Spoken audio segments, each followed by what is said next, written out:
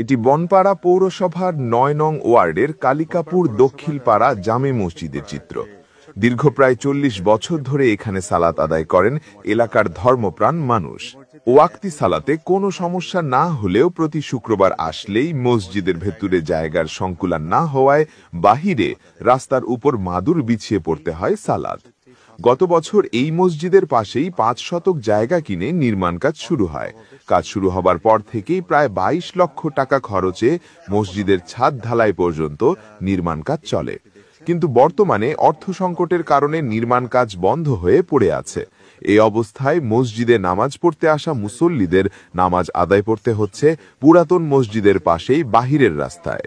মসজিদে আসা মুসল্লিদের অনুরোধ, সমাজের বিত্তবানরা যদি একটু সহযোগিতার হাত বাড়িয়ে দিত তাহলে এই মসজিদের নির্মাণ কাজটি সম্পন্ন হতো এবং কাউকে রাস্তায় দাঁড়িয়ে আর সালাত আদায় করতে হতো না। একটা জায়গা করে আমরা মেহরবানি করে মানুষের কাছ থেকে সাহায্য সহানুভূতি নিয়ে আমরা একটা কাঠামো দাঁড় করাইছি, কিন্তু এইটা পূর্ণাঙ্গ রূপ দেওয়ার মতো সামর্থ্য আমাদের নাই।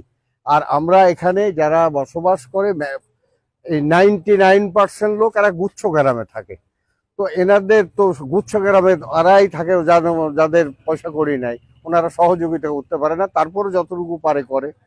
তো আমরা আপনাদের মাধ্যমে আমরা দাতা সংস্থার কাছে একটা আবেদন জানাচ্ছি যেন আমাদের মসজিদটা নিয়ে ওনাদের একটু চিন্তা ভাবনা করে বা আমাদেরকে সহযোগিতা করে।